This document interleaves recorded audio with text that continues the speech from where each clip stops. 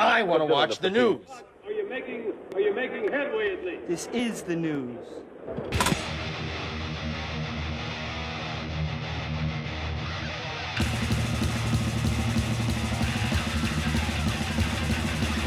Schmack-a-macabre, it's time for the only news that matters. And in a recent interview with the Hook Rocks podcast, Jeff Pilson was asked if there was a chance of a reunion of Dokken's classic lineup, making a new album, or even performing. And he said, yeah, I kind of detached from it.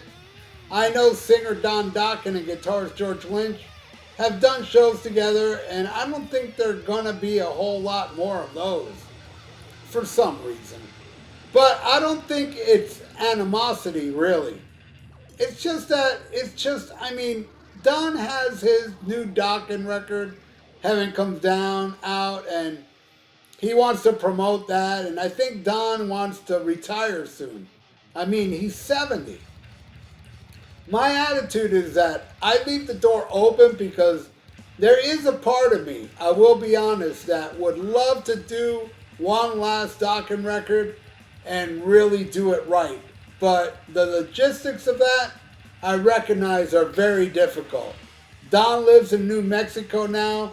I can't see either one of us traveling to work together long enough to collaborate. And my interest would be in us collaborating to do it. But having said that, who knows? I know that if George and I got in a room to write a Dokken record, musically, that we would have had no problem with that. And I think George kind of feels the same way. If it can happen, great. But it looks logistically difficult. And if it doesn't happen, I'm not disappointed either. But I like to say I would love to do one last record. If we do shows, that'll be great. But it just doesn't seem like it's in the plate. So my answer is I'm open, but I don't see it happening. So we'll see.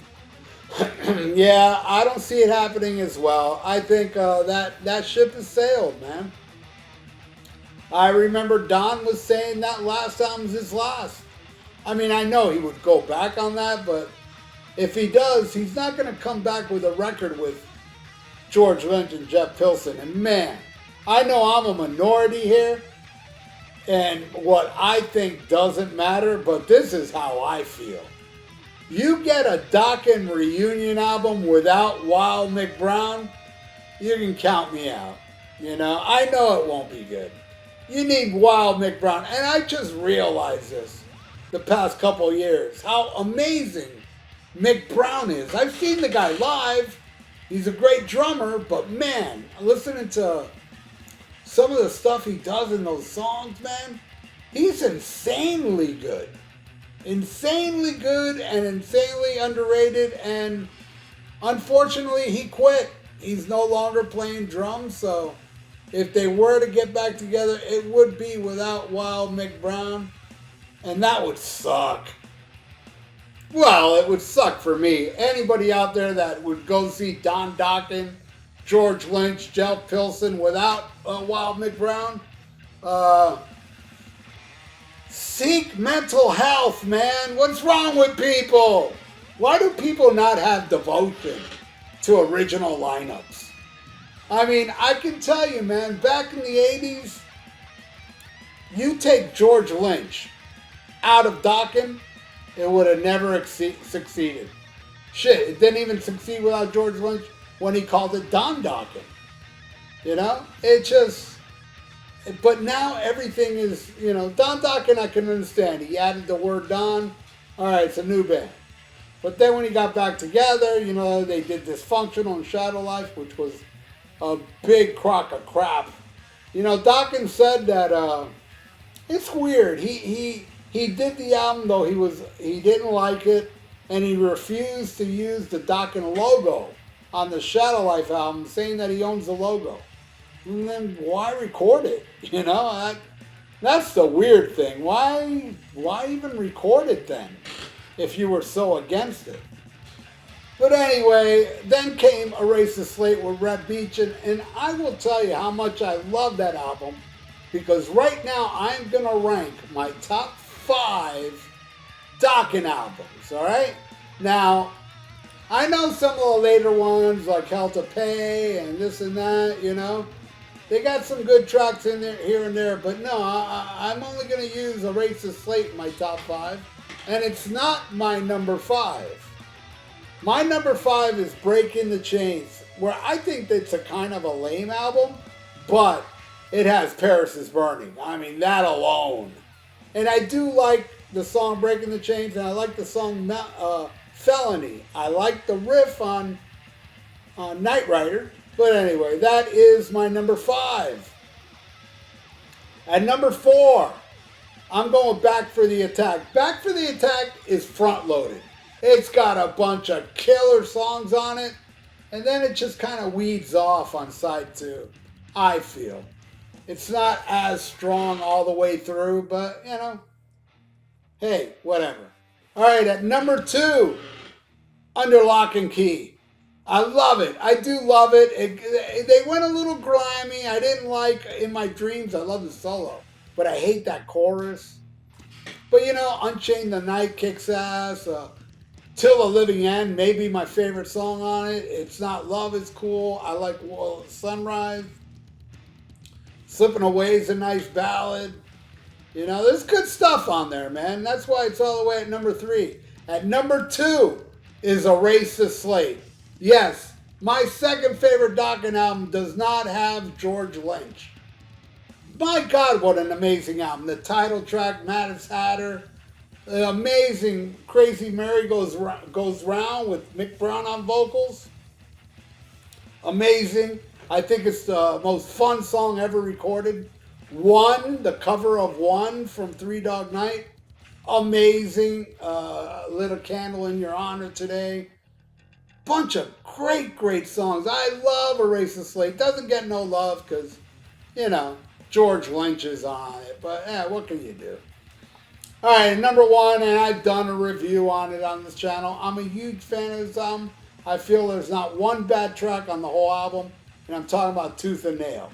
Without Warning, Tooth and Nail, Just Got Lucky, Heartless Heart, Don't Close Your Eyes. When Heaven Comes Down, Into the Fire, Bull's Despair, Alone Again, Turn on the Night. All songs kick ass. You know, and that is my number 1 favorite Dokken album, and there's no way if they were to get back together, it would touch any of my top 5. Yeah, I know I'm saying this without hearing it, but come on. Come on. Do you think they have it in them? Like a lot of bands. There's so many bands. I think it was Jack Douglas that said, Aerosmith cannot record an album like Rocks today because they're not the same people. You know, they don't have that kind of, passion they had in the 70s, you know, along with the drugs. I had a comment the other day. Somebody wrote that Aerosmith played better live later. In the 70s, they were all drugged up. I saw them rocking our place, and yeah, they were pretty drugged up, but I thought it was a kick-ass show. But anyway, going back to Dokken. Dokken is a big band in Japan. Here, they never, ever became headliners to arenas. I've seen them in arenas. I saw them open for Dio on Tooth and Nail, and I saw them open for Twisted Sister on Tooth and Nail. Under Lock and Key, I saw them open for Judas Priest on Turbo, and Back for the Attack, I saw at the Monsters of Rock, and that was the last time I saw Dokken with George Lynch. I saw him. The next time I saw him after that was Erase the Slate, and it was a phenomenal show. But yeah, I mean, come on. I mean, there's not really a big demand for a Dokken reunion, unless it's in Japan, which they did do several years back because they got paid really good to do those shows. And it was kind of like a weird reunion because Dokken was like, all right, I'll do these shows, but I'm going back to my John Levin Dokken, band. So they did a few shows, and that was the end of that in Japan. And I think they played the States one place. But anyway, what do y'all think? Y'all want a Dokken reunion without Mick Brown? and without Don Dokken's voice, but that's a whole other story, which I talked about in the Only News That Matters not too long ago. How Dokken said, hey, you got a problem with my voice? Then don't come to the show. Anyway, I didn't want to talk about that on this because I already talked about it, but I want to talk to you and tell you I would love to know what you think in the comments below. So please leave your comment, and hey, please subscribe to my channel if you haven't, and ring that little notification bell, and like the video. It's good for the YouTube algorithms. So stay frosty. Listen to Black Sabbath and Schmack a Macabre. Farewell and adieu to you fair Spanish ladies. Farewell and adieu, you ladies of Spain. For we've received orders for to sail back to Boston. And so never more shall we see you again.